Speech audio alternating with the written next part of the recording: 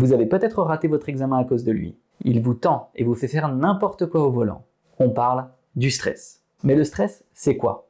Et si on ne peut pas y échapper, comment au moins le minimiser? Eh bien, c'est ce qu'on va voir maintenant. Alors, si tu es prêt, on y va.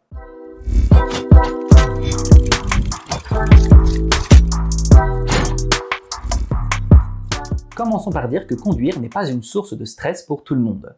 Certains adorent piloter, conduire, diriger des quads, des kartings, des motos, des trottinettes, quand pour d'autres, c'est loin d'être une partie de plaisir.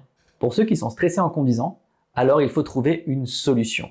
Eh bien, c'est ce que je vais vous proposer dans la fin de cette vidéo. Mais avant cela, nous allons devoir comprendre ce qu'est le stress. Car si nous sommes beaucoup à en parler, on est finalement très peu à pouvoir clairement le définir. Alors le stress, qu'est-ce que c'est? On peut définir le stress par l'ensemble des réactions physiques et psychologiques que l'organisme utilise pour s'adapter à une perturbation extérieure. Waouh! Le circuit du stress se découpe en 3 phases. L'alarme, la résistance et l'épuisement. Dans un premier temps, la phase d'alarme. C'est le moment où vous êtes exposé au déclencheur. Ça peut être une altercation avec votre patron, un contrôle surprise ou votre dernière victoire à Call of Duty Warzone.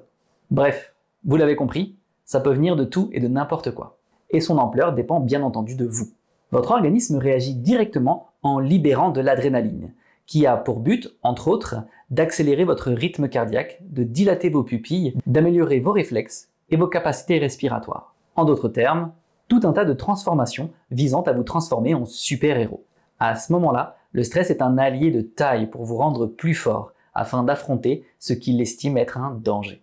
Dans un deuxième temps, on retrouve la phase de résistance. Si malgré vos super pouvoirs momentanés, la situation ne s'est pas encore arrangée, alors ça veut dire que le stress va s'installer sur la durée. À ce moment, le corps continue ses efforts pour maintenir le boost qu'il vous a octroyé. Mais cela a un prix, et votre organisme commence à puiser de l'énergie plus profondément. C'est à ce moment que peuvent survenir les premiers troubles liés au stress.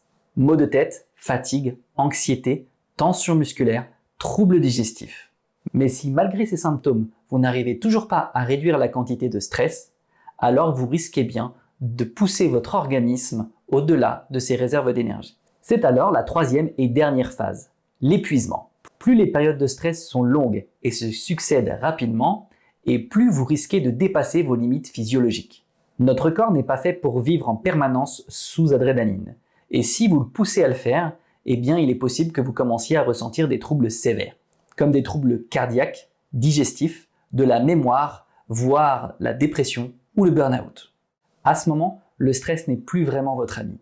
Gardez à l'esprit que le stress n'est pas une maladie en soi, mais qu'il est un terreau fertile pour que vous en développiez une. Bien, maintenant que l'on comprend un peu mieux le fonctionnement du stress et quelles peuvent en être les causes, intéressons-nous maintenant un peu plus à notre sujet, c'est-à-dire la conduite. Quand on parle de stress de conduite, de quel stress parle-t-on vraiment? Eh bien, il y en a plusieurs. Et on va commencer par le plus répandu de tous, mais aussi celui pour lequel on a le moins de solutions. C'est le trac de l'examen. Ce stress est une réponse directe au fait que nous n'aimons pas du tout les représentations en public. Et l'examen n'est ni plus ni moins qu'une prestation de conduite que vous allez faire devant une personne que vous ne connaissez pas et en plus qui va vous juger. De quoi bien agiter votre petit cœur tout mou. Des comédiens, même après être montés plusieurs années sur scène, expliquent qu'ils ont toujours le trac avant la levée du rideau. Mais l'avantage du trac, c'est qu'il disparaît de lui-même dès le début du show, ou nous concernant, de l'examen. Mais alors, si le stress ne disparaît pas lorsque vous êtes en train de conduire, qu'est-ce que ça veut dire? Eh bien, ça veut dire que ce n'est pas le trac de l'examen, et que c'est bien autre chose qui vous met dans cet état-là. Ça peut être la découverte de quelque chose de nouveau lorsque c'est vos premières heures de conduite. Ou encore, le fait que votre moniteur ou monitrice prenne les commandes très souvent ou vous hurle dessus à tort ou à raison. Ça peut être aussi la peur de la vitesse qui vous bloque. Ou les autres usagers que vous regardez inévitablement à chaque fois que vous les croisez. Ça peut être la pluie ou la neige qui vous font craindre le pire, ou le fait de prendre la voie rapide qui vous met dans tous vos états. Bref, il y a une multitude de raisons de stresser au volant. Et il est maintenant temps que je vous propose des solutions.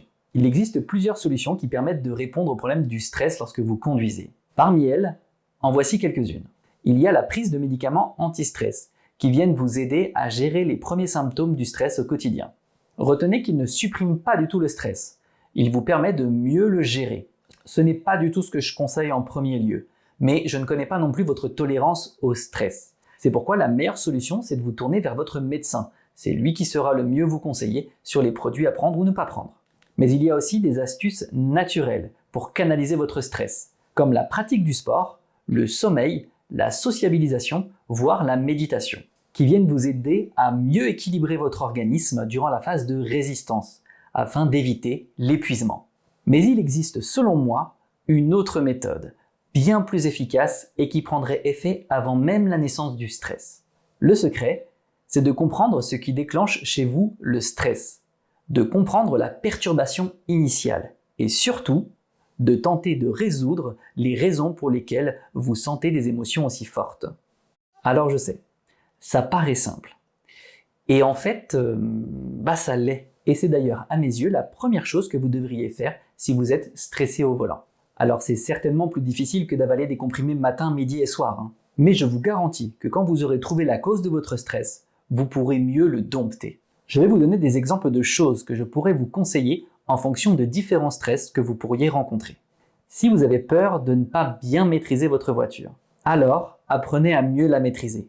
Comprenez comment elle fonctionne en théorie et en pratique. Faites des exercices de contrôle de votre voiture. Sachez faire exactement ce que vous voulez, quand vous le voulez. Vous trouverez sur cette chaîne plusieurs vidéos qui vous expliqueront en théorie des concepts qu'il est primordial de bien comprendre pour minimiser votre niveau de stress. Peut-être que vous avez peur simplement des autres gens sur la route. Eh bien, demandez à votre moniteur de vous faire conduire le plus possible en ville.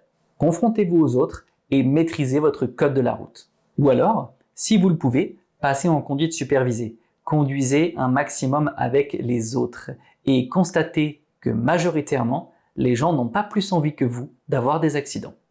Peut-être que vous pensez que vous n'êtes pas capable de gérer les situations compliquées. Alors, demandez à votre moniteur ou monitrice de vous emmener dans des endroits complexes. Faites des choses sur lesquelles vous vous savez moins performant. Ou alors, formez-vous de votre côté sur Internet à des concepts plus difficiles, comme les giratoires par exemple, la circulation en agglomération dense ou les voies d'accélération. Bref, vous avez compris que c'est une technique qui a l'air simple comme ça, mais elle ne fonctionne qu'à partir du moment où vous avez compris que vous avez la possibilité d'influer sur le stress que vous ressentez. Le stress n'est pas du tout une fatalité. Et même s'il existe des personnes qui sont plus sensibles au stress que d'autres, il y a toujours moyen d'améliorer ses connaissances et ses capacités pour diminuer ce niveau de stress. Je ne suis pas médecin, ni scientifique, et d'ailleurs vous auriez tout à fait le droit de ne pas me croire. Mais ce que je vous dis aujourd'hui, c'est le fruit de mon expérience personnelle et surtout professionnelle.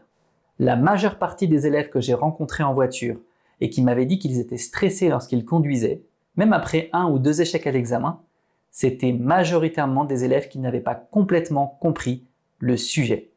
Et une fois la voiture mieux appréhendée, le regard plus mobile, la phrase qui revenait en général c'était « Merci. Maintenant, je suis moins stressé et je sens que je maîtrise beaucoup plus ce que je fais. » Et pour certains, ils sont même passés de « Je déteste conduire, ça me fait stresser » à « Finalement, c'est pas si désagréable que ça. » Bien, alors que faut-il retenir de tout ça? Le plus important serait de dire que le stress n'est pas un problème en soi. Dans bien des cas, il est même souvent normal. Mais il y a des solutions qui sont toutes simples et qui permettent parfois de comprendre qu'est-ce qui ne va pas et donc diminuer son influence sur votre conduite. En premier lieu, identifiez exactement ce qui vous stresse lorsque vous conduisez, puis améliorez votre niveau de maîtrise jusqu'à ce que vous vous sentiez rassuré. Car ce n'est pas en fermant les yeux ou en serrant les dents que les causes pour lesquelles vous stressez vont se mettre tout d'un coup à disparaître.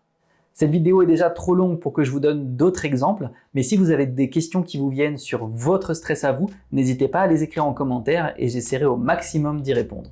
Si cette vidéo vous a plu, vous a aidé, eh bien n'hésitez pas à la partager. Bien sûr, mettez votre pouce bleu le plus déstressant possible et puis abonnez-vous à la chaîne si ce n'est pas déjà fait. Quant à nous, eh bien on se voit bientôt pour une prochaine vidéo. Et n'oubliez pas, apprendre, c'est surtout comprendre. Allez, ciao!